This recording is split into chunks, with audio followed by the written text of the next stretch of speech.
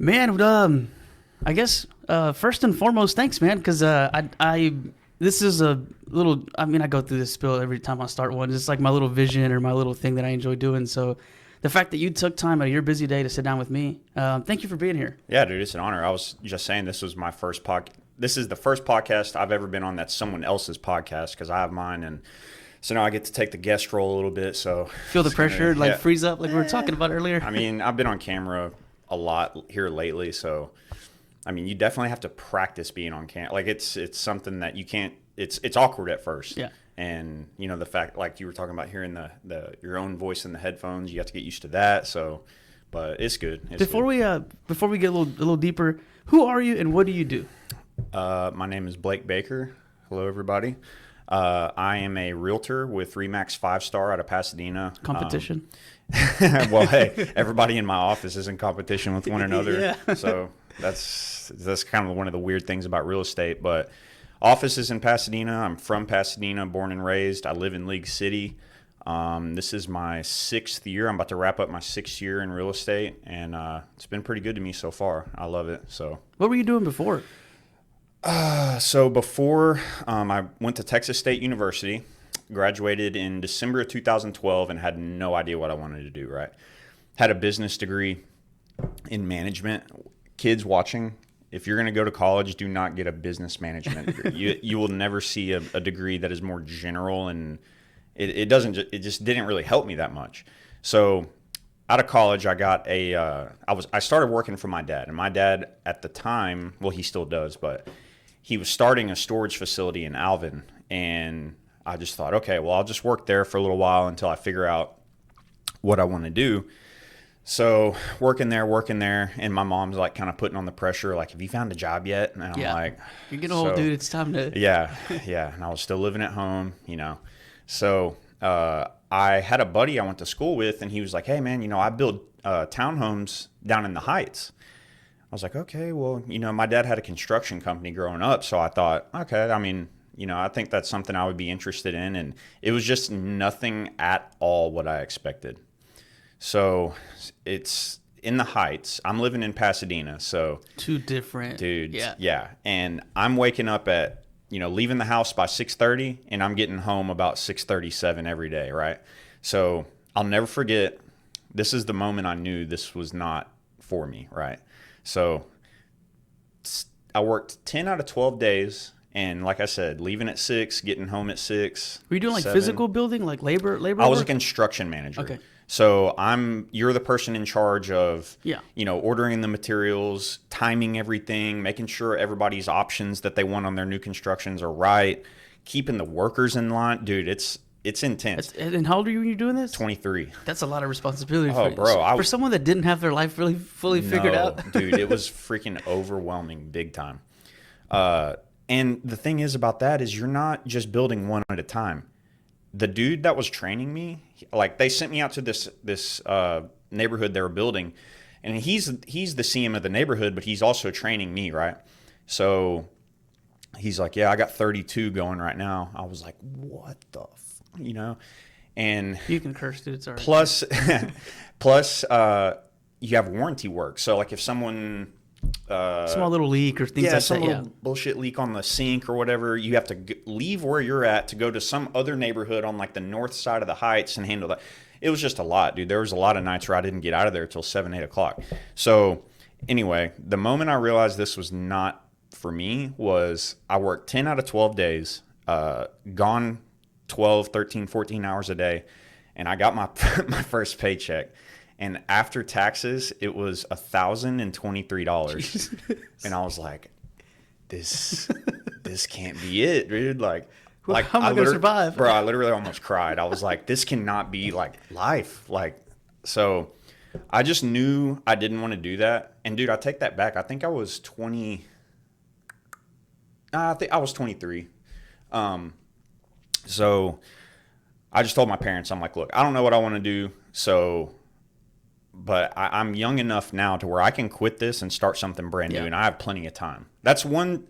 I was an idiot back then, but that is one Dude, thing. same here. Yeah, I mean, young dude, testosterone. You got all the answers. Like, yeah. no one can tell you anything. Like, you guys don't know. It's a different time. Like, Yeah. No. And dude, when I quit, the dude that was training me, he goes, man, he goes, I can't say I blame you. So I just said, look, I'm young enough. I'll figure something else out. So I went back to work at the storage, and we started with 10 units, and it's 15 by 45, like RV storage, like big ones, right? We had, I think we were up to like 40 units. Easily manageable, like super easy to run that's a small facility. 40 40 units. is? Yeah, 40 people is nothing. So was your dad? Is this one that he built? Yes. Okay. So you obviously know the one. Yeah. So he would just build them and then sell them and then move on to the next one. And then he bought the 35 acres in Alvin in 2006, I think it was. And he was going to do a sand pit on it. That's what he originally used to do. Was he sold sand, like literally dig it out of the ground, dump trucks back up, put the sand in there. He had a sand pit off Genoa Red Bluff and Beltway, and so he had the place core tested, and there was sand on it. Is that where the Shipley's is now, but like same side, but going up on Grayson Road? Yeah. And there's those blue storages on Grayson Road. Yep. He built those and sold those. Oh shit. Okay. Yeah. So, anyway, he just decided he didn't really want to be in the dirt business anymore. It's just too like seasonal, and the weather can, he said basically half the time you're not working. Yeah. So built these 10 storage units, and they immediately filled up. So kept expanding, reinvesting back into the business. And by the time I started working there, it was like 40 units. So I worked there from the end of 2013 until the end of 2016. And it was good. I mean, we were able to grow the facility quite a bit, but it was just the kind of thing where, I kind of could make my own hours, and I would get there in the morning. And if it wasn't like the first of the month, dude, there would be days where no one would come in, and I'm just sitting there like, what do I do about this? Yeah, so it was just depressing, dude. And I was like, I got more potential than this. Like, I need to man up and do something. And my mom had always said, since I turned 18, she was like, you should just get your real estate license just to have it. Yeah, whatever. So I finally had Thanks, Mom. Yeah, thanks, Mom. So I finally had to arrive to this point on my own to where I was like, okay, what I'm doing right now, it's passable, but it's not, like, I got more than this in the tank. So I remember that day I got out my phone and I went to Champion School of Real Estate, and I said, if I don't do this right now, I'm never going to do it. So signed up for the classes, BS'd through the classes. It took me like 6 months. Like, I just wasn't in a big hurry.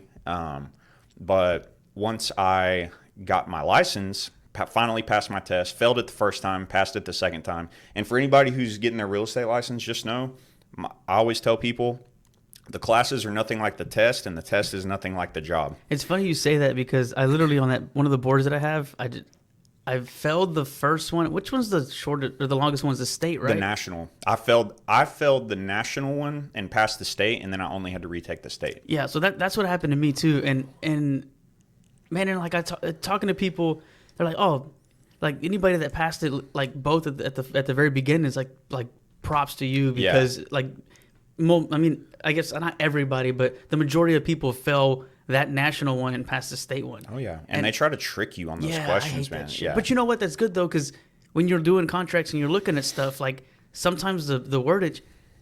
Obviously, I don't have enough experiences like you do, but I can see where people would, or how they could manipulate it to get something out of the deal that, just is just unethical. Oh yeah.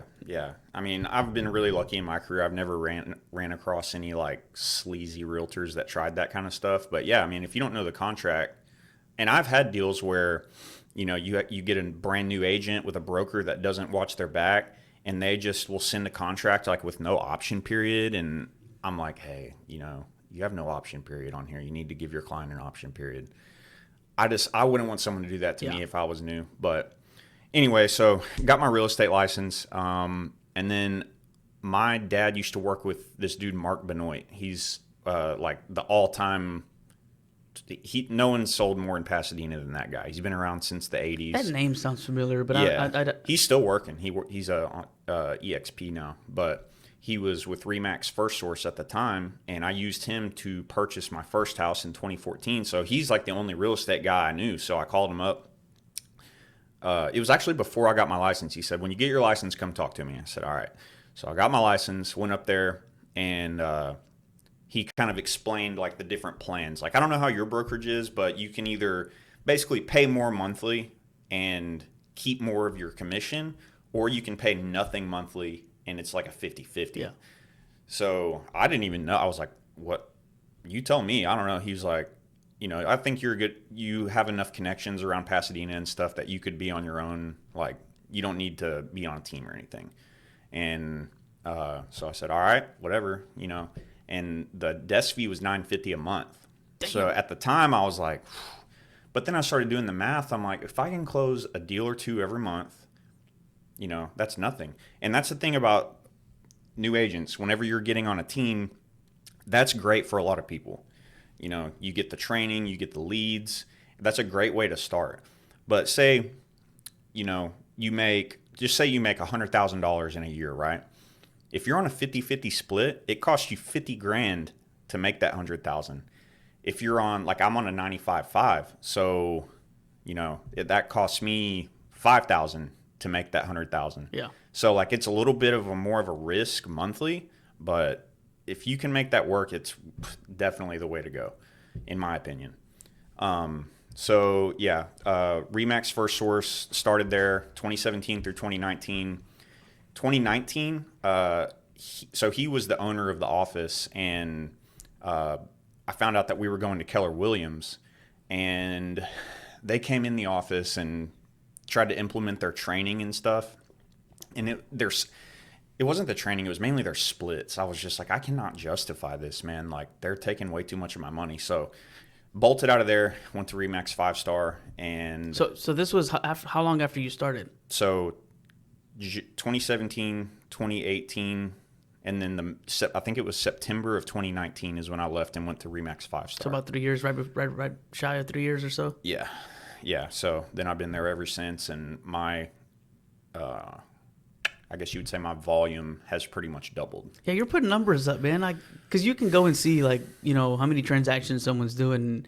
You're putting some numbers up there on a yearly basis. I mean, I'm a far cry from like the best in my office. We have some killers over there, but I'm usually in the top 5. We have 90 agents, so shout out to Kimberly, my broker. She's the best. The education we get there is top notch. It's a great place for new agents. I mean, they really take you under the wing and like one-on-one, like teach you everything you really need to know as a new agent. Because, dude, like I said, I've seen these agents.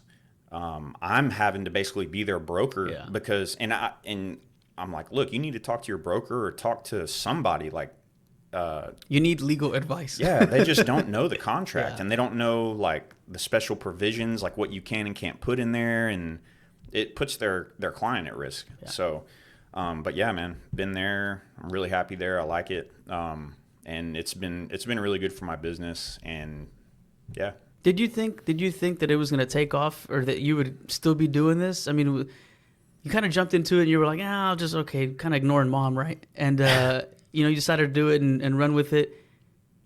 When was it that you were like, this is for me? Like, this is, like when you got that first check and you were like, bro, fuck this. Like, this is not it. Like when did, on the real estate side, when did you like, okay. Probably when I had my first closing. Yeah. Dude. So yeah, I started pretty much. That's a good feeling. January 2017. And then my first closing was February, 22nd, 2017. So I was able to get in there and grab one, but my first property that I ever sold was 9938 Tolman over in off Edgebrook and Freeway Manor. Yeah. $95,000. And I get my little paycheck. It's like $2,300, but at the time I was like, bro, what? This is crazy. Like, you just, like, seems too good to be true. The first year I ended up doing 14 transactions. Damn. And made right at $100,000. So that was, that's gross, after expenses, taxes, everything. It was like 55, 60, something like that. But that's when I kind of realized I was like, okay, I can do this, and I've always had a lot of friends in a lot of different places, so I was able to take advantage of that, and not take advantage, but use use that it as leverage. And yeah, stuff use like it that, as leverage. I mean, real estate, people overcomplicate this business to no end, in my opinion. You know more people, you talk to more people, you're going to get more deals. Period. Yeah. So let me write this stuff down so I know. So, but one thing I wanted to talk about was how crazy the market's been lately. And how long have you been in? I finally passed the second portion of it, like right at the beginning of January, because I did it and it took me a year to like pass all the trainings and all that stuff like that they have at Champions, and I didn't take it too serious, and I was just like, I'll do something on the side here and there, and we talked a little bit earlier about just wanting a lifestyle change and something different for me, right? And I'm the kind of person that, like, if I see, like, so like I watch your stuff and I see you doing it, and it's just a matter of like, okay, if he can do it, I can do it. And that's like in any regards. Obviously, I can't be a basketball player because I can't dunk. I mean, but hey, I might be able, but, I might could hit a three. Yeah. But so when I look at something like that, I'm like, okay, it's just a matter of like figuring it out, right? And dude, it's just get comfortable being uncomfortable. yeah, it's so I'm coming up. January will be a full year. Nice. Yeah. So it's been a, I just tell myself, and I remind myself this, is you have to go through this to get to that. Like, to get to that level, you have to start, right? And I saw this little cheesy little video somebody shared, and it was this young kid, and it was like, don't, in order to get there, you got to start, and in order to start, you got to just say, it was just something like weird motivation deal, and I was like, so I just went to the gym, and I was like, I'm just gonna just start, doing this today. You have to do what you're supposed to do every day, regardless of how you feel. Which is another thing too. You're fucking consistent, dude. Like, do you? And I don't know if you were always doing this, because I just, like, up until maybe, I don't know, I haven't been following you that long, maybe 6 months or maybe max, maybe a year or so. I don't know. Were you always that active on the reels and stuff like that? No, I just started that really about a month and a half ago. What about some of the feedback? I mean, we talked about some feedback. There's some shit people online. Dude, so this guy called me an inbred. I was like, bro, like, who hurt you, bro? Yeah, like, I've got all my teeth, man. Like, nothing but love here. Yeah. But dude, I mean, it's helped me a lot, but I didn't realize how much it's helped me. And I was gonna ask you, like, feedback, lead gen, like, is it working? Because I'm on the fence, like. Yeah, I mean, if you can get people to recognize you as an authority figure in real estate, as someone who knows what the hell they're talking about, then you're just staying in front of people's, vision. Yeah. Like, the way I look at it is this: I want to advertise where everybody's looking, and where is everybody looking? TikTok, Instagram. Well, and that's the thing, is like, that's why I started doing this stuff. And like you said, targeting, or just like the more people right? Obviously, we're both in the same industry, so it's not something that, it's not something that, like, your competition, because there's enough to go around for everybody. Yeah, and that's the main thing, and it's not so much that, like, and when I first started, there's been some shitty people that I've dealt with, and it's not just to talk bad about a brokerage or whatever. It's just a person. Certain people are just shit, and so I was like, okay, and watching your stuff and just kind of just following you can tell a genuinely good person from somebody's intentions that are bad, right? So, and I've kind of reached out with you and kind of made small talk, and you respond, you reply. Some new young dude, oh, that's anybody else, like, oh, that's competition. Like, nah, I'm not gonna share nothing with them. I'm not gonna tell them anything. But you're like, yeah, man, just keep going. Stay in it. Like, bro, I'm all about being positive. Like, I have a tendency to become, like, cynical about stuff, and I've really been working on, like, bro, let's try to see the positive in stuff. So rather than, like you said, like, who is this kid? Competition. We know some of the same people. Like, no, dude, I don't care. Like, just look in this neighborhood. Yeah. There's so many houses, dude. We have hundreds of thousands of homes around here. You're never going to talk to everybody. No. Like, and me helping you or vice versa, or you helping someone else, that's never going to hurt you, ever. It's only going to do good for you.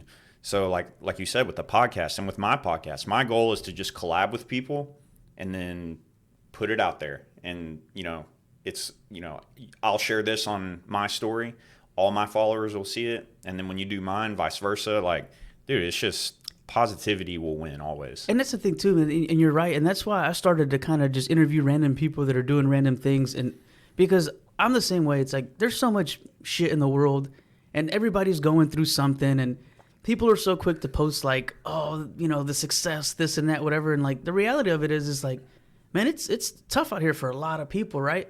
And if I can be the voice of like just free information, hey, this is what I learned. Through reading stuff, to interactions, to having experienced people in my life like you or my buddy Adam that like, I'm like, hey, I've been doing this for 6, 7 years, 8 years. Don't do that. Go after this. Do that. Make sure you do these things. Well, now I can turn around and talk to the audience that like and the people that follow me because, you've got your following and I have mine, right?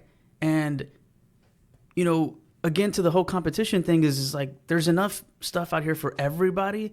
And not everybody's for you, and not everybody's for me. Like, no, not everybody's. Yeah, you're just for you. It's just, and you don't want to work with just everybody. You also want to like calculate, who you're working with and get a feel for them. Because, man, some people are tough to deal with. I'll leave it at that. Yeah, and I've found that most of the time when I lost a deal, like say if I didn't get a listing, or if they went with another agent, it turns out usually that that was actually better for me. Yeah. I'm not going to go any further with that, but for the sake of our business. Yeah. Yeah. But, where do you, so you're obviously, I know you mentioned something, the other day online or whatever, kind of about like starting a team and kind of going that route. Yeah. I'm actually talking with my buddy, Zach. He's from like where I'm from, the same neighborhood, basically Baywood Oaks, Pasadena. He lives in Corpus now, but he's working on moving back, and we're going to get together and start a team. Is he doing real estate too? Yeah, okay. Yeah. He's been in a couple years. Corpus is the next Houston. Why is he leaving? I don't. They're building. They're from just studying, looking some stuff online. I think they're redoing the bridge to make it taller, right? To allow more shipping and stuff coming in. I think they might do a cruise ship out of there. There's a lot of plant stuff. Well, he says it's like mostly vacation type for stuff. Now. Yeah, but he's from here, so like okay. his network is here. So like with my network here, if I just took off and moved to San Diego, you're vested. You've got you grew up with some people here. I would have to just start cold calling people out there. It'd be rough. Do you cold call? I used to. It's just not for me. And I haven't fully dove into it 110%, but the ideal of it I hate it. Like it just makes me feel like I'm begging people for business. And look, I know a lot of realtors make a killing doing that. For sure. It's just I don't enjoy it. I feel like there's things that I'm better at that I enjoy more, like this. So I don't do it anymore. I did get one listing doing that out of probably the 5,000, 6,000 calls I made. And I just looked at it and I was like, okay, 1 out of 5,000. Like, I don't know, but you're doing what I should have done from the beginning. Like pretty much in the beginning, I was all referral. I didn't really put much on social media, just, hey, I'm in real estate, and I picked up a lot of floor business, meaning like walk-ins and that type of stuff. And I had to really kind of grow into marketing myself. Like if you're the type of person that doesn't want to be seen, you want to be a secret agent, you might make it and you might do some deals, but you're never going to grab that next upper echelon of, hitting whatever club level. I don't know if y'all have club levels at your brokerage. There's a scale of it. Yeah. There's So we have 100%, which is 100,000 GCI. And then we have platinum, which is 250 GCI. And then we have chairman, which is 500. Titan is 750 and diamond's $1 million. So it gives you kind of something to shoot for. Yeah. So I got my eyes on chairman next. So that's my goal. Hopefully I can hit that in the next couple of years. So when are you going to put this team together? As soon as he moves, man, he's going to be over here sometime in December, hopefully. So are you going to try to get your own place? Are you going to stay in Pasadena area? Or are you going to try to get you a branch somewhere? I'm going to stay over there. I like having my office there. Yeah. I like living in League City, but I like having my office in Pasadena because I'm up and down 45 all day anyway. So it works. It works for me, and I like it. I have an actual office in there, so we can link up in there and do whatever we got to do for the day. But I mean, this is going to be a learning process for me. I've never been a team leader, and I just find that the days where, I'm a solo agent. So there's days where I wake up, I usually go to the gym first thing in the morning, and then... How do you like Bossletics? I like it. Yeah. Different. I've been going there for the last couple of years. I took like a year hiatus. I like to change it up. There's one time... Yeah, you have to. At one point I have two now. At one point I had 3 different gym memberships. So I just like going to different spots, but I like it. What was I saying? About as far as... Shit, I froze. No, we're talking about being in that area as far as like your branch and all that, and being up 45. And then I think your routine, solo agent, and then... Yeah. So there's days where... I'm not going to edit that out. Yeah, nah, we're good. If you have a slow day, there are days where you're just like kind of by yourself and not talking to a bunch of people. And unless you get on the phone and make those calls to past clients or what have you, it can get kind of like you can get in your head a little bit.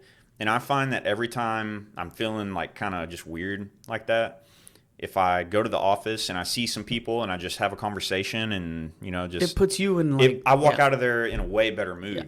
And I never really saw myself as a huge people person for some reason.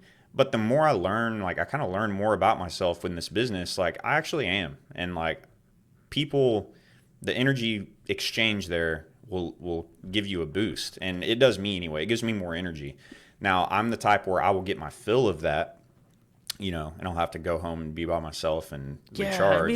I mean anything, too much of anything is bad for you. But I'm the same way. Like, man, like I can't stay home, and it's nothing. There's nothing wrong with the house or nothing. It's just like I thrive off like social interaction and I'll have people over sometimes, and there's 5, 6, 7 people here, and we're barbecuing or watching a fight or doing something. Like, I guess it's like FOMO, like fear of missing out. Like, I'm just like, okay, but like yourself, like sometimes I need a reset. Like I just need a reset, and I just need to be by myself. I need to like get the house together, get my life together, separate from all that. But yeah, I'm the same way, man. I do enjoy the.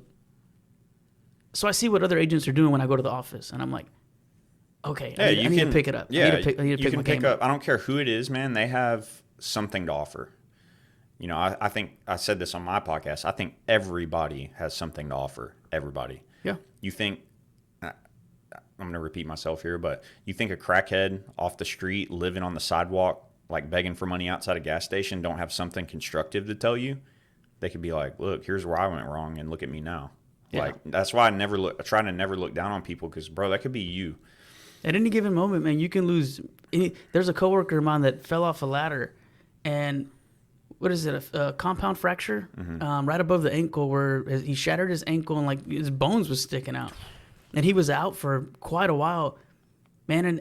And he came back finally, and I kind of was just picking his brain, and I was like, man, what are some of the things that you realize that we took for granted, right? And it's just like, because me personally, like, you get up every day and you move. Oh, I'm just gonna go to the gym, whatever. Like, and all of a sudden, this dude couldn't ride his motorcycle, couldn't go to work. He was on bed rest for a while, like taking pain pills and getting hooked on those, maybe. Well, he's a very like mentally smart individual, and he was just like, he's strong. And that can happen though. Yeah, no, for sure, and especially when you're down. It's not like you went just like looking for pain pills, like, oh, I want to try these. It's like something happened to you externally that you couldn't control, and then you're Man, what is?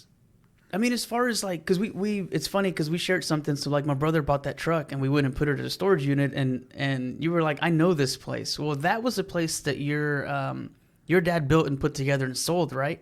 Mm-hmm. Do you have any investment properties? So I do. That's a complicated question. So I had a 40 by 60 warehouse that I had rented out, and we got an offer to. We built it's like kind of a little mini business park. There's a 50 by 100, a 40 by 60, and another 40 by 60. And we had someone come in and offer us a good amount. This is in Pasadena too? No, in Alvin. Okay. And we had someone come in and offer us a pretty good amount for all three. So it's like owner finance. So okay.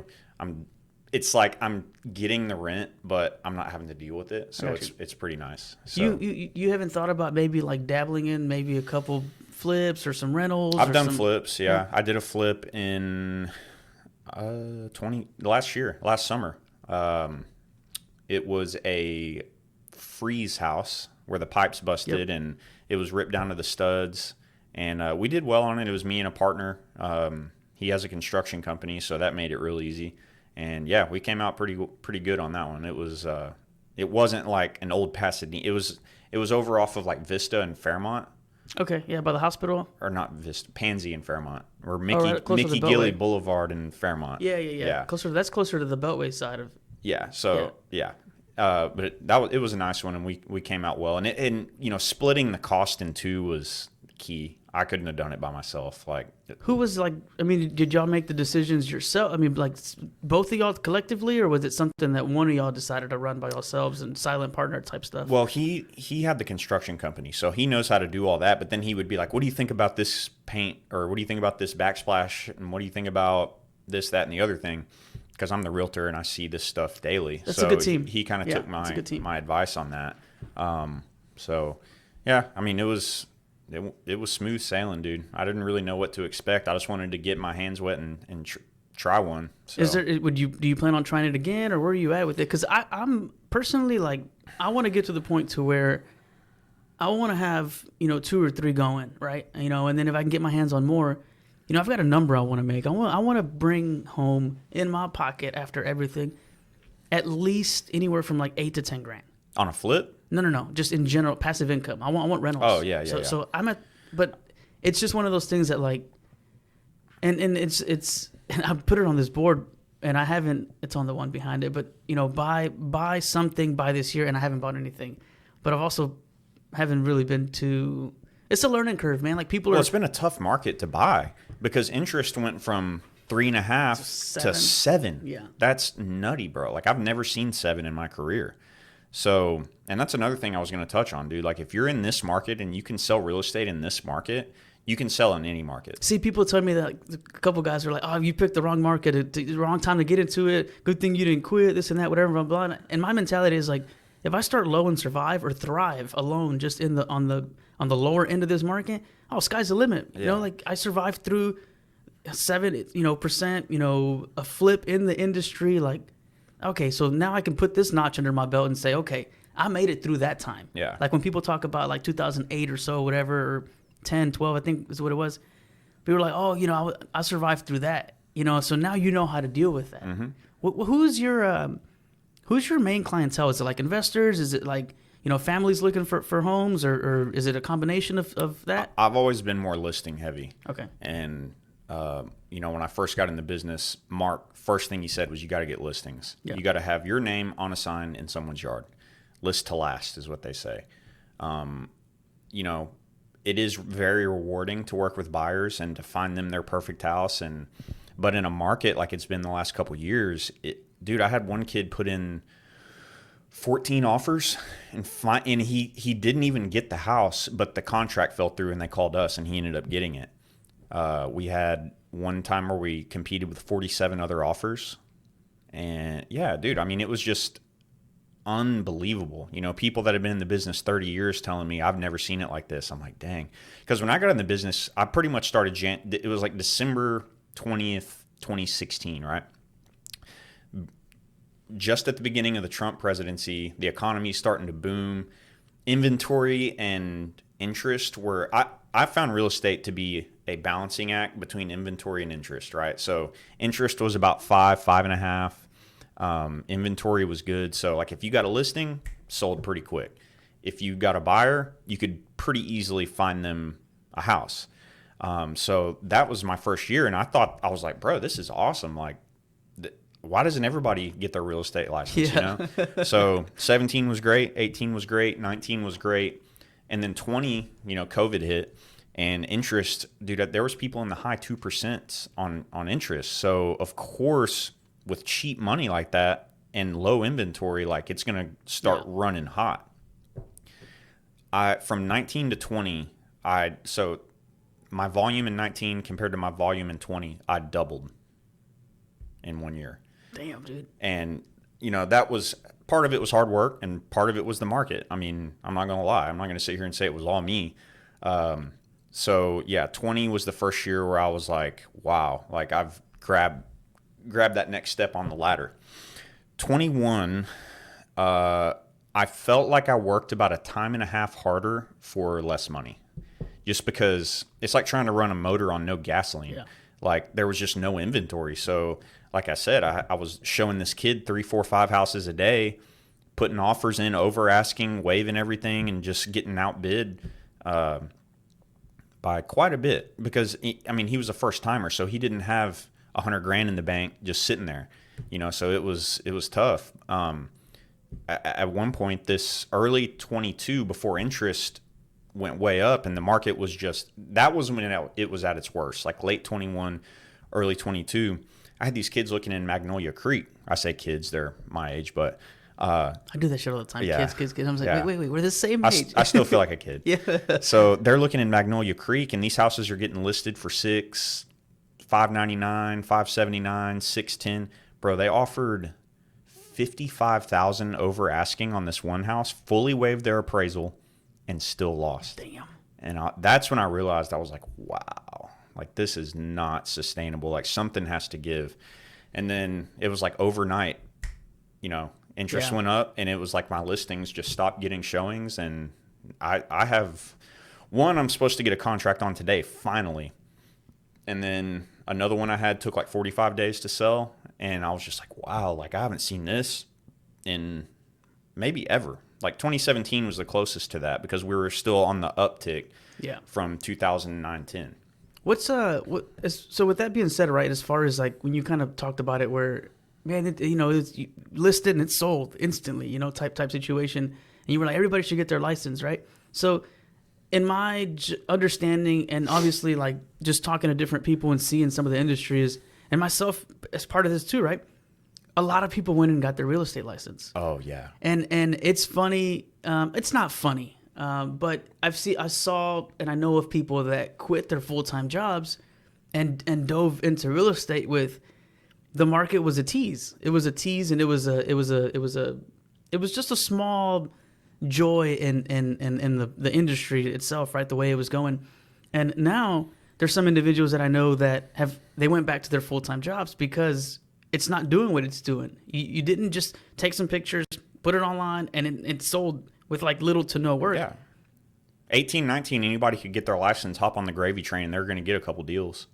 Are you seeing a lot of that, like as far as the agents that are kind of just hurting and trying to figure? This is going to be a huge cleansing. Yeah. This market right here is going to clean out a lot of the, and I'm not shitting on people that want to do it part-time. Like, you're making a transition right now into doing it full-time, it sounds like. It's great. If you can make it make sense, that's awesome. But a lot of the people that don't want to put in the work that it really takes, and I know everybody sees on Instagram, big keys and happy clients and closings. I saved them. And then you look and see how much the house sold for, and then you say, okay, well, shit, 3% of that, they made this much. And it's like, but they don't see the back office day-to-day stuff. I have had some unbelievable experiences. Like I had this old man one time lied to me about, he said that there was no will on his, like, because his wife had died. He said she left no will, so we were going to do an heirship affidavit to get around that. Turns out there was a will. So, bro, I worked 45 days, like every day, trying to get this thing closed. He was old. He couldn't do electronic signatures. I'm driving around town getting big like slap him in the face at the end. Bro, and then literally we were at the closing table. The buyers were sitting there ready to sign, and the deal blew up because there was an heir like in Florida or something that we couldn't get a hold of, and he wouldn't sign.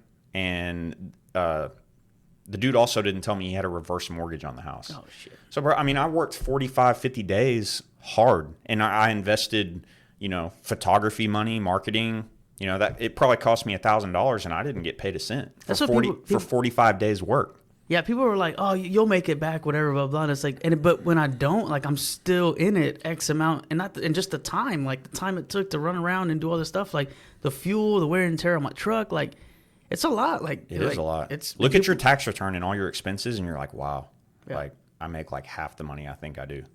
But yeah, man, and that's another thing that real estate school doesn't get you ready for, is dealing with people. Some deals, like I just realized now that when I get an easy deal and I it just goes smoothly and I close it, I say a prayer and thank God. Yeah. Because I've had them where, dude, like one lady, I had her listing, right? And it was at the beginning of COVID, and we got an offer, went under contract, and it's like a week before closing, and she texts me. She's like, hey, I need 3 weeks after closing to get all my stuff out of the house. And I was like, no, like you have to be out on closing day. Like by the time keys are handed over, you need to have that house completely cleaned out. So the buyer actually ended up catching COVID.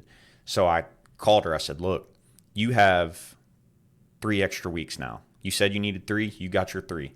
Okay, yeah. I'll be out by then for sure. The week of closing, she's like, yeah, it's not going as quickly as we expected, and da. So they go to the buyer goes to the final walkthrough the day before, and they're like, hey, the house is still full of her stuff. Like she hasn't done a thing. And I was like, that's weird. So I call her. She's like, yeah, no. We're getting a moving truck. We'll be out of there, right? So they took her word for it. We closed. I went to go get my lockbox and sign off the house. I just peeked in the house. She had not moved a thing. And I said, oh my God. So I called her, and she was like, yeah, we didn't have anything to do. Like we had nowhere to put all the stuff. So sorry. And she was moving to like Arizona or something. Oh shit! And she was halfway. She was halfway there. Oh damn. Yeah. So I'm like, oh my God, like, dude, literally, like they took a shower and hung a wet towel like on the towel rack. Like it was like that. I was cleaning food out of the refrigerator. I was moving like furniture you went out. in and helped? Yeah. And I felt so bad, dude. Me and the other agent got together, and I think we ended up like getting a cleaning service for the buyer. But bro, it's like, this guy's looking forward to closing on his new house, and that's how it starts. It's just, and that's something that's out of your control. And that goes to another point is in real estate, you can only control what sounds freaking stupid and repetitive, but you can only control what you can control. See, and something that I've learned is like not to get emotionally attached to things, because there's emotional drivers for me, but the drivers are out of my control. Bro, I used to be like this. Just, oh, I got a contract. Oh, it fell apart. Oh, I got a lead. Oh, you know, they ghosted me. Oh, these people say they want to list. They listed with someone else. It's like, you have to really just do your shit every day, regardless of the outcome. Yeah. And within reason. Like, you don't want to do the same thing every day for a year and get no closings and be like, I'm consistent. Yeah, fine tune it. Yeah, you got to fine tune it as you go. Yeah, Yeah. that's been the biggest thing for me too, because I've dealt with a little bit of that where, you know, I've done as far as like doing research for stuff, running comps, showing the properties. Obviously, I'm new, so I'm a little bit more vulnerable to just, you know, anything really. So with that being said, is like I've gotten to where I give this information to the people and I give all this stuff, and then they're like, man, we want to use you, but you know, the in-laws want me, the mother-in-law wants me to use, and it's like, hey man, like do what you feel is right. Like, Right. At the end of the day, when something happens or you need something from me, call me. And there's been multiple times where they'll go use someone else, and then they're calling me within the week or two. I'm like, hey, what's the process? Hey, like, is this right? Hey, is this what's going on? And it's like, ask your agent. Like, Yeah. because you're really not supposed to like Like, technically you're not supposed to like give them advice, but yeah, it's like, hey, you know, sorry. yeah. And that's, but also too, it's like, it's just, I just try to put good out there in the world, Yeah, right? Because, you know, when I bought my house, luckily I had a good, you know, my buddy, good agent with me, right? So he answered a lot of questions that I had, but there's a lot of people that don't. And it's a lot of responsibility. Like, it's a big fear. Like, it's stressful. That period when it's gone through like appraisal and inspection and everything's good, and it's like leading up to closing, that's like an awkward stage, because it's just like, it's like, should we be doing something? Like, No, I'll just text my clients and be like, hey guys, just want to let you know I got nothing to tell you. So see you, like, you know, we're just waiting on closing. Yeah. And they appreciate that. Like, one of the things that I pride myself on is my responsiveness. Like, if someone calls me or texts me, they're getting texted back, they're getting a call back. The number one complaint I've found with my clients is like past, and I'll ask, I'll be like, what is something I did different that realtors in the past didn't do? And they say, answer the phone. Like, dude, like most realtors, and you know, probably from, you know, you have somebody send you a property that they're interested in, and you're like, yeah, let me call the listing agent, see if they got any offers, if there's anything we need to know. They just don't answer, don't call back. And rentals are the worst for that. Like, yeah, so that's one thing that if you're not good with the phone, and dude, it is a blessing and a curse, but you've got to answer the phone. So I had something to add to that because I'm big on when the showing that I had, listing that I had, and people were, I was showing it, and my clients, damn dog, my clients were leaving the house, taking the pup with them and the girls and going off to dinner and, and whatnot, right? And then somebody comes in, checks the house out, and then they leave, and they're like, okay, what'd they think? And a lot of times, I wouldn't get feedback from people. Oh, feedback's hard to get. And it pisses me off, dude. It's like these people left, and it could be something as simple as like, I didn't like the way the can was facing, so we're not interested. And I'm like, hey, it's actually you can rotate the damn can and problem solved. Oh, but people don't.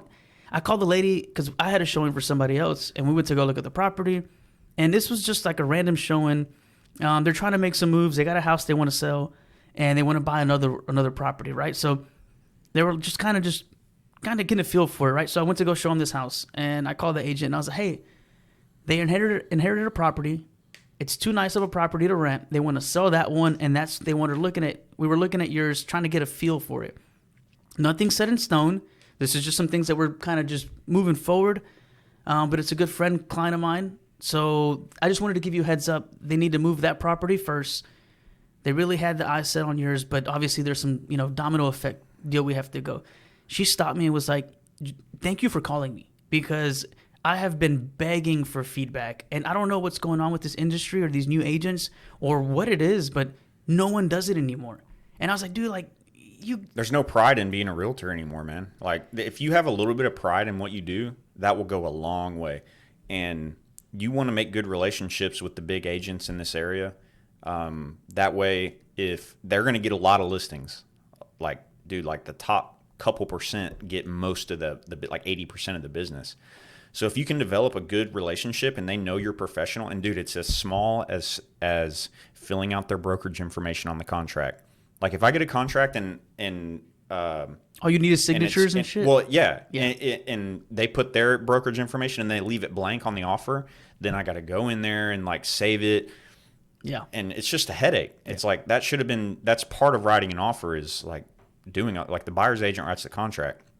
So if you're on your P's and Q's and they see that you put together the contract the correct way. Oh, this dude's good. Yeah, you separate yourself. So that gives you a better chance. If you say in the future, if I'm, competing, if I have a buyer and it's one of these big agents around here, and they see, it's Blake Baker. I worked with him in the past, or I've talked to him before, and I know he's a professional, and I can expect that their financing is probably pretty solid, and et cetera. So that little stuff like that goes a long way.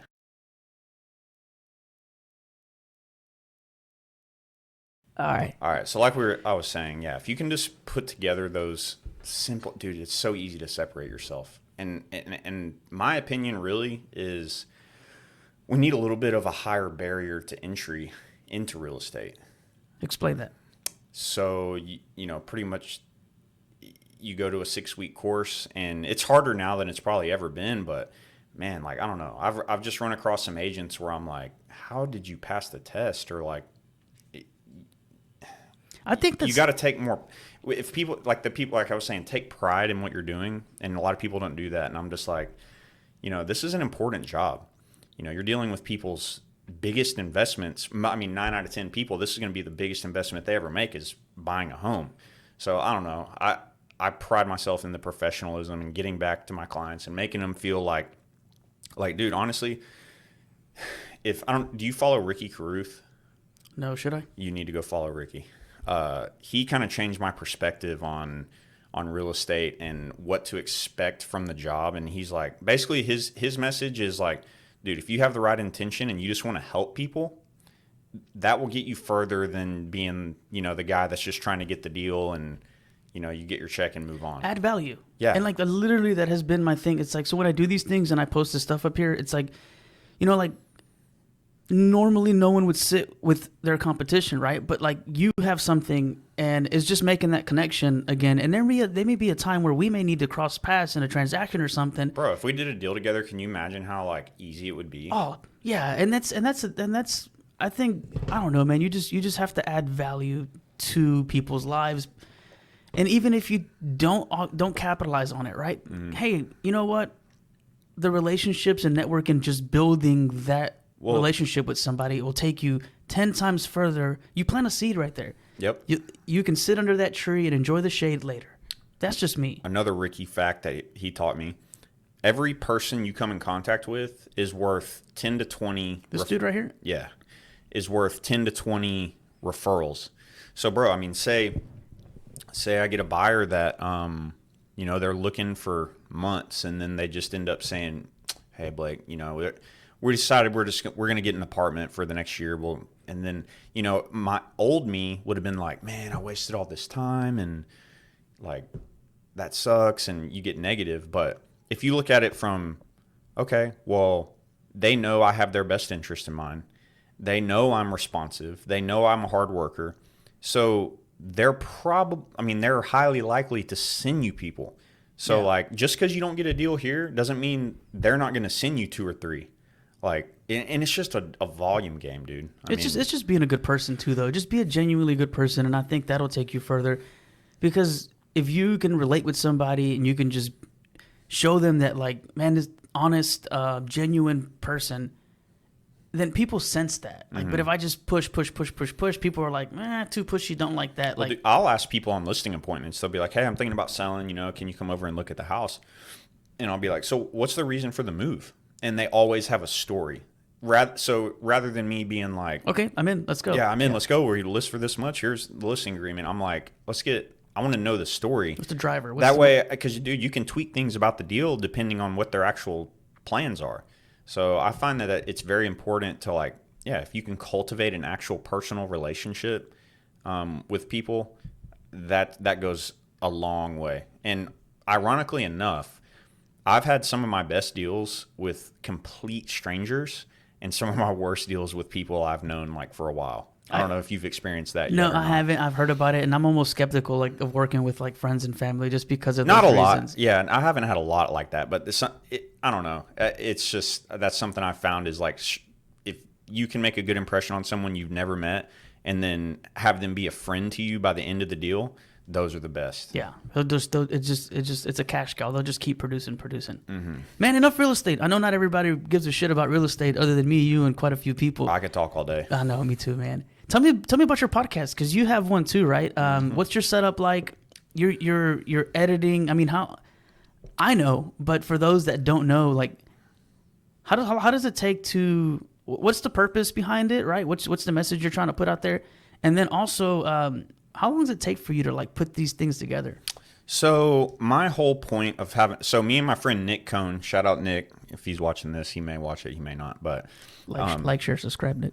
Yeah, be sure to hit the like, subscribe, turn on bell notifications so you never miss a video. Yeah, you're good at this. You do this. Yeah. So we always talked about just starting a podcast, and I didn't know about what, just talk about life. Yeah. We literally had a conversation about this. We're like, we can go for an hour, and then it's like, or people were like, and no offense to whoever, I don't remember who it was, but they'll get on there and they're like, hey man, like, I'm pretty knowledgeable, like, we can get on there and talk politics and talk life and talk this, and it's just kind of like, no, it's like, no, not right now.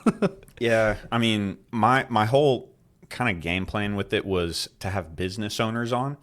That way, like Grayson, had him on. He's the owner of Vaughn Transport and Construction. Shout out to Grayson for your concrete, fencing, and all of the above. So, dude, it was just cool hearing him because he came out of the plants and told me his whole story. And that dude's an inspiration, dude. Like, maybe not to, I don't know, to whoever else, which I don't know. I don't give a shit about that. But to me, looking at him and looking at his career path and then jumping ship and then being honest with me and just being like, it's rough sometimes, but it's not. I'm proud of that dude, man. I've known too. him a long time, and to leave the security of that job where you get benefits, you got dental insurance, you get salary. Take some big balls to jump, man. Dude, and construction is tough. Like, my dad was in, like I said, he was in construction and he's dirt resilient work. Though, dude. That dude is just, and he looks like he's really hitting his stride right now. So he looks thin. He thinned up a little bit. Yeah. He looks good. And I was commenting on his stuff, and I was like, dude, I don't know if it's starvation, stress, or what, but this looks good on you. Hey, it looks good either way. But yeah, man, just to have business owners on, and it's cool when You know, I have a podcast with someone that my sphere, which basically on Facebook is where I have like, you know, you've been friends with the same people on Facebook. How old are you? 32. I'm 32 as well. So I've had Facebook since I was 19. Yeah. So I have like all my friends I've ever known are on Facebook. So it's like whenever they see me post a podcast and it's Grayson and it's like, oh, Blake and Grayson, and they listen and they watch. Or I have my buddy Jayton on. That's what Brittany and Grayson were like, oh, this is going to be good. Or, oh, I can't wait to see this. Or I'm hyped or whatever. Yeah, dude. It's just, it's cool to just kind of collab with people, and it helps get my name out there. It helps get their name out there. And I just want to help as I get older. I'm finding that helping, I don't care who it is, any way I can, it makes me feel good. It's kind of selfish, but I feel great just helping. And if I can help promote my friend's business, it's only going to help them, but it's also helping me. So that was kind of the whole idea behind it.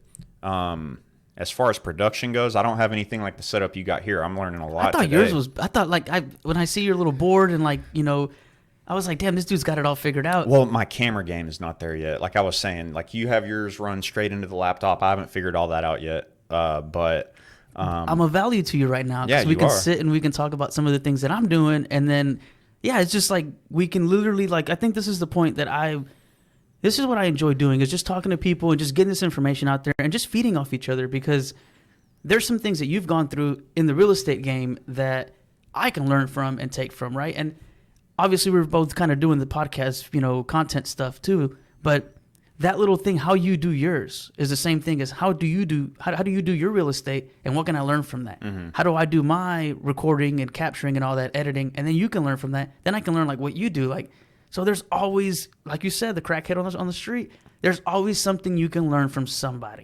And I'm prone to, I don't know if you've ever heard the phrase paralysis by analysis. Yes.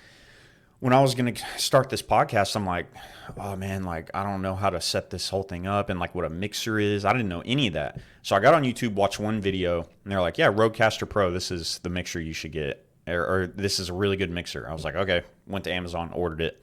Went to Best Buy, bought a camcorder, and then just figured it out. And I was able to, I can crank out podcasts, but I got to take that next step of educating myself on cameras. And dude, there's a lot to it. Oh, dude, lighting is important. Mm-hmm. There's a lot to it. So, but like I was telling you earlier, I literally just record the audio in my laptop. I record the video in the camcorder on the memory card, put them in Premiere Pro, match the audio and the video to where the mouth matches the words. What what software do you use? Premiere Pro. Adobe Premiere Pro. Yeah. Man, see, and that's what we'll look over this, and I'll give you some of the links and stuff like that of the things that I use, because this actually just puts it all in one, and then it's done. But I don't have that board you have. I want to get that board, bro. It's legit. And I heard you talk about it, I think, or maybe like I want two cameras where like one can be like on this side and it shows you, and then the other one does me, and just like a big picture. But man, I think if you start pricing this stuff, and I mean, dude, I could easily drop $10,000 into my studio. It still wouldn't be enough. Yeah. So I don't know. I think the main thing is, and that's what I've learned with my Instagram Reel posts lately. Every video doesn't have to be like godsend information to, the general public. It's more about, I want to bring you a little tidbit of something that I experienced or I can bring you value on, and I'm going to do it every day. Like I have a whiteboard just like this. On my non-negotiables is post at least one reel a day, come up with one new reel idea. That way I have a video for tomorrow. And I really try to do 2 a day. If I could do 2 a day, that would be really nice. Do you post them a day? You like literally post 2 a day? Well, I would say I average 1.5. Okay. Yeah. So, but yeah, man, just being consistent. And that's where you will beat most people. And you have, dude. I see it. And so props to you for staying consistent. Because I see it and I'm like, man, this motherfucker is consistent. It gets addicting, dude. Yeah. Like, because once you've on a 28-day streak, you're like, I can't break the streak. Yeah. Like, what am I? The algorithm, the views, like I got some momentum here. Yeah. And I take Saturdays.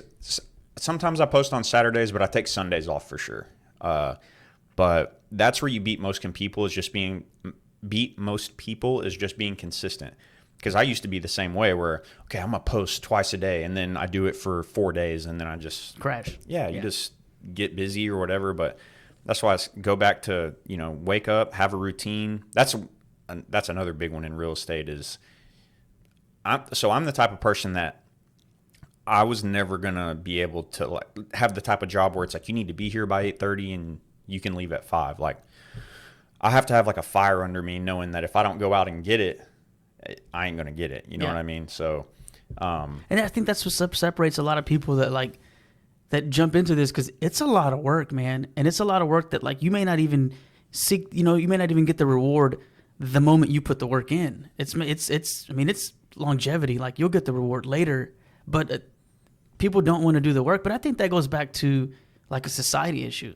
I think society as a whole is no one wants to work anymore. People are entitled now, dude. And that's like you were saying earlier, like, and not knocking any new agents or whatever the case is, but like when that market was kind of going up and it just like get listings, take pictures, put it online, done. No work. The market was doing that. Mm-hmm. And I think now people are getting the reality check and you have to put the work in. And I mean, and that's life, man. I see a lot of like, even myself included, sometimes I just fall into this rhythm where like a little entitlement and a little comfort and a little this and that. And it's just like, all right, dude, you got to get uncomfortable and you got to put the work in anything you do. Yeah. And like I was saying earlier, when I was working at the storages, I was comfortable and I could have just done that. But dude, it was just like a shitty feeling, like in deep down knowing, like I never want to, like, I don't want to get to the end of my life and realize like, that was man, it. You had more in the tank than that. Like, bro, that's like my worst fear. So, and I think that's something for me too, is like people are like, dude, you're always doing this, you're always doing that, you do this, you do that. I'm like,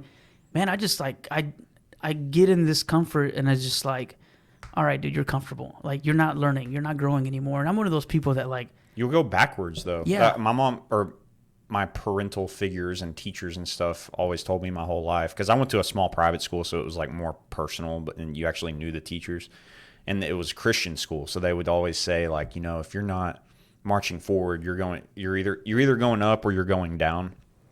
And like, yeah, whatever, But as I got older, I've realized like, dude, what worked yesterday may not work today. So you always got to be changing. You got to be educating yourself on what the new stuff is. Like, bro, and as fast as stuff moves today, like say the Instagram algorithm, for instance, if you're not really on top of like what kind of content is being pushed, like if you don't know that Instagram is in competition with TikTok, you wouldn't know to post reels. So you'd just be posting like pictures and videos and missing out on all of that. Yeah. Like you have to really sit down and like study this stuff. No, it's a science, man. It's not just posting stuff up there, and it's also when to post it, how long to post it. How to format your videos. Like you'll notice, like my videos, I'm usually talking like pretty quick, like this, short and sweet. Yeah, and if you don't get people's attention right off the bat, you lose it. Think about what you do. Like if you're swiping TikTok and something doesn't catch your interest in the first 4 seconds, gone. Yeah. So, you got to keep it short and sweet, because we have no attention span nowadays. No, we don't. We're such an instant gratification type of like society. When you're not doing real estate, you're not doing like content for your business. What are some of the things you enjoy to do, like on your personal life? Gym. Sure. Gym. That's 100% like key to my mental health. Like, I just find that if I got a problem I'm trying to deal with, if I go hit like a hard workout, it somehow just sorts itself out somewhat. You took a trip recently, right? Where'd y'all go? Went to Florida.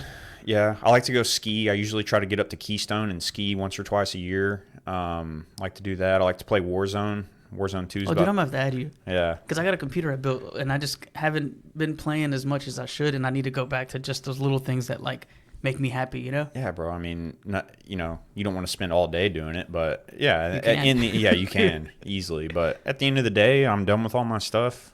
Yeah, I enjoy it, and it's fun to get on there and chop it up with the boys, and there's nothing like catching a W with your friend. Oh, dude, it's like electric. Dude, it's so much fun. I run wild with like just a rocket launcher, and I'm just like the guy that's just obnoxious. It's just like just blowing shit.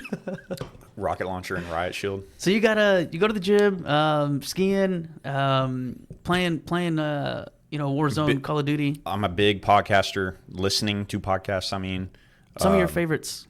I If you had mean, to name like one or two, Joe Rogan Experience, obviously. and then mine, right? Yeah. What is this thing called anyway? Right here. Oh, Third Coast Yeah. Noise. Okay. Which is kind of something that I just kind of put together. I was like just trying to get anybody that's in our area making some kind of noise. Yeah, that's dope. You yourself, you're killing it. You're making some noise. It may not be a lot of noise, but you're making enough momentum to like. Well, it'll grow, man. Oh, that's it. But I mean, because you can see like so. After about a month of posting, I got on my Instagram one day and it said professional dashboard. And I was like, what is this? So I click on it. It said, you've reached 5,000 accounts in the last 30 days. Damn. And I was like, holy shit. It said my engagement was up 100% from what it was. And now I'm up to like 14,000. And all it is being consistent. Yes. Just be And consistent. it's just, that's 30 days. And I thought, dude, imagine what I'll be in 2 years if I do this every day. Don't forget about us when you start cashing in those checks from YouTube. Nah, dude. bro. This will be on my Instagram. I'm gonna take some clips from this. Yeah, let's do it, dude. Yeah. So yeah, man. Power of consistency. It's the test of time. Like nothing can. If you just hammer every day, every single day without fail, like I said earlier, you're gonna beat most people. Or with Phil too. Even with Phil, you still gotta keep. Oh, you said fail? Well, you said without fail, like just put Yeah. Yeah, I mean, you're gonna have those days where you just get busy or. How do you get through those days though? Like the noise, the people that were calling you inbred. And Well, how do you keep the momentum going? So, if you're gonna be a high producing agent, you're not gonna be able to be, have your phone on you at all times and answer every call right then and there. Like if you're gonna be doing advertising, marketing, cold calling, making content, you have to time block. And like when you go to the doctor, you don't just walk into the office and be like, hey, I think I have a cold, I need to see the doctor. And that they don't just say, oh yeah, he'll be right with you, and the doctor comes out and grabs you and takes you back. No, you set an appointment like a couple days at least in advance, and they see you when they can get to you. And if you're trying to just spread yourself so thin at all times where you're reacting to every single call, every single email, like if there's a day where it's like 4:00 and I haven't made my videos yet, I will put the phone on Do Not Disturb and just remind myself, like, I don't feel like doing this right now. This is the last thing I want to be doing right now. But this is how winners get shit done. Yeah. Like, this is what separates winners and losers, is just doing the shit when you don't feel like doing it.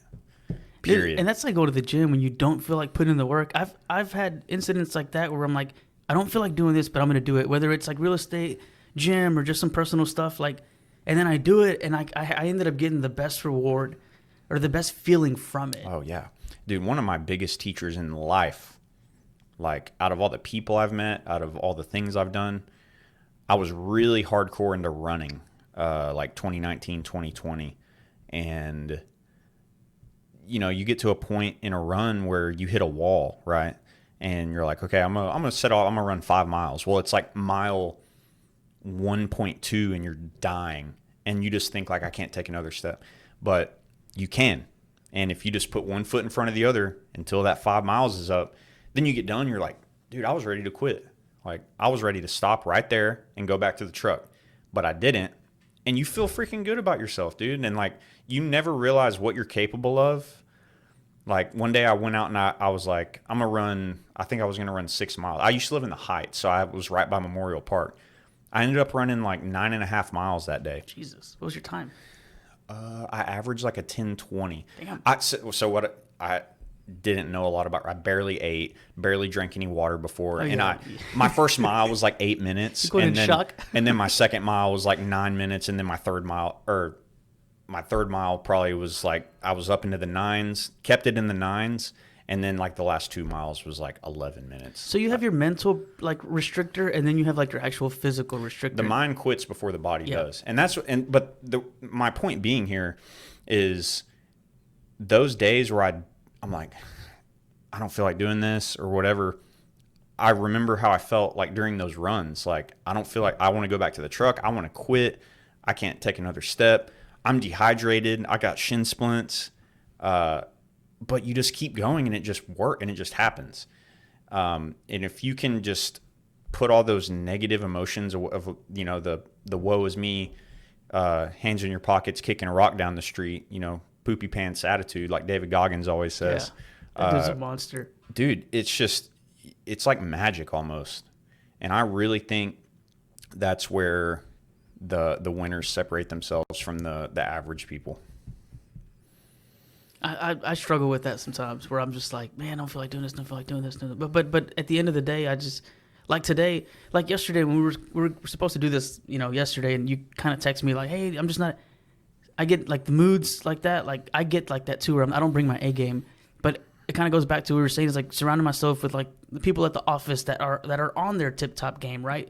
I'm going to the gym and seeing people that are in that tip top game, like they're the ones that push me over on that side instead of falling down in like my own little like issues that I got going on, right? But no, it's important, man. It's just to push. You have to push. It builds character. I mean, it builds character. You develop a new skill. You push yourself through. I mean, if you're not pushing, man, you're just gonna just let life push back, and you're just gonna let it beat you down. Like you have to push back, and a lot of it is just mental self stuff that we put that stress on us that isn't even real. No, yeah. It's not real. Like 95% of the stuff you worry about just doesn't ever happen. And it's just shit that you create. Dude, and I've been there, yeah. And, it's all a balancing act as well, I think. Like you were saying, you go in the gym, you see some dude just jacked, just killing it. Odds are, you don't know this, but he may, like, be in between jobs. The money situation isn't that good right now. He may not have the best relationship with his wife and kids. To physically be at your peak, to be at your peak with your work and your trade and what you do, with your family and with your personal life is tough, bro.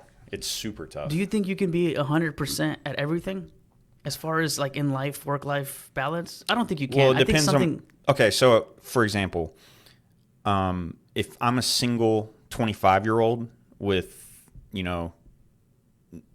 I live in an apartment, like just by myself, I can put every freaking waking hour into real estate. If I'm a 35-year-old father of two, obviously, like, I can't put every single waking hour like that. So all you can do is optimize, so, and bro, I mean, I've seen a lot of, I don't want to say too much, but I'll just say that if you're going to take it to that crazy level where it's all day, every day, like, dude, your family life is going to suffer. And a lot of it too for myself is like not running myself to the ground. With we obviously work in operations full time, and then doing this full time as well. Like, I have to remind myself that, like, hey, enjoy the small victories. It's okay to not be there. You're just going through it. You got to go through this to get to that. And it's one of those things that, like, I have to sometimes stop and smell the roses and just put myself at ease. Because if not, I'll run I'm pretty good at running myself to the ground. Oh, I am too. That's I think it was like the middle of 2020. I got burnt out so bad, bro. It was like my phone was ringing all day, every day. I'd be on a call, people beeping in, emails, text messages. I just got burnt out. So I really had to learn how to take a step back, like, mentally from that. And I find that if you put your, like, going to the gym, like, that's one of the main hobbies I have. So, like, that's super important to me. It's as important to me as real estate is. And I don't know, I think that's healthy. Like, to have something to separate the routine. Yeah. Like, I'm going to still put in the work in real estate, but this isn't all I do. Yeah. Like, this is not my whole identity. Like, I'm a person outside of work as well. If that makes sense. It's relatable. And that's where, like, I kind of struggle with too. It's like I was looking at, like, do I approach it just realtor, 110%? But it's like, I got other hobbies. I like doing the truck stuff. I like welding, with the little machine I got, and going to the gym and traveling, doing these things like that. People were like, just be you, man. Like, be where, like, enough, or you're educated and you understand the industry, but also be yourself. Just be, and I don't know. I'm literally just trying to figure it out, man. Just like running through it. Yeah, just try everything, bro. Try everything that you can possibly. I mean, I've tried it all: cold calling, door knocking, Zillow leads. I've found that what helps me the most is social media and content like that. Man, I think that's the thing, and that's why I kind of started doing these things, because I got to the point where, like, obviously being at work, I can't be out. I can't be out doing this, doing that. But if I create something and I put it online, someone can always go find it. So it's free marketing. Oh, it's absolutely and free. and it doesn't. And it's easy. You can do You it have every to do day. it once. We only have to do it once and then put it out there, and I can go back to your page and just like stalk your page for just any information that I can find. And all it takes is one connection with somebody to get, oh, okay, let me see what else this individual is doing. I can take 20 minutes of my day, make a video. Well, editing and everything is probably more like an hour, but I can make 500 hits on one video. From home. Yeah. Yeah. Yeah. Like and it just grows exponentially. So. It's silly to not take advantage of it, man. Yeah. And I don't post on Facebook about anything else other than work, really. And I'm sure some people are tired of seeing that, but dude, I'm just not that guy. I'm not going to get into a political debate about this and that. And dude, like boomer Facebook, you know what I'm talking about? I did it for a while, and it was just more like I lost some friendships over like when it got really, really like heavy. What's the upside? Nothing. Negative energy. And it was a good friend of mine, and we kind of bumped heads, and it just never been the same ever since. Yeah. I mean, I look at it this way. I was raised by a super conservative like family from Texas, and my grandfather was like super conservative. I remember being a little kid and it was like when Clinton was president, and he could not stand Bill Clinton. And I just thought Bill Clinton's a bad guy just because my grandpa doesn't like him. But you know, I was raised this way, and I would say I'm in the middle. You know, I'm fiscally conservative, but I'm socially, I guess this is the left. Fiscally, I'm conservative. Socially, like, dude, I don't care what you do, just don't force it on me. Yeah. Yeah. So I don't think you're ever going to have a 10-minute conversation with someone that was raised, you know, in, Los Angeles, the bluest city probably in the United States, or the Northwest or something like that. They were raised in that, and they're from the other side of the spectrum than you are. You're not going to have a 10-minute conversation and them just be like, you know what? I never thought of it that way. You're right. Like, dude, it's ingrained. I will say, I think any extreme of any side is wrong. Like, I think we as people, and I'm kind of like thankful, but also like ashamed of our generation and like the youth to come, because yeah, we're a little bit more open to certain things, but we don't go do much research. Mm-mm. Like, if it's not on TikTok, if it's not on Instagram, if it's not on Facebook, we don't dig deeper into it, you know? You seen the videos where the guy's like, how many days are in a year? Oh, yeah, all the time. 1,000? They're like, how many moons does Earth have? Scary, bro. And it's just people like, don't know how many states there are. And they can vote, dude. That's the scary part about it. They're going to vote for whoever benefits them the most. Yeah. Yeah, man. I don't know how deep you want to get into politics. No, we can't, dude. I know, look, I gotta take care of some things, and I know your time is valuable. Again, I appreciate you sitting with me and taking the time to really just coming on here and supporting me and what I did. And just having a conversation with me and just being a good person, dude. You can tell a lot by certain people, and you definitely are somebody that you're either a good character, you know, or actor or whatever, or you are genuinely a good person.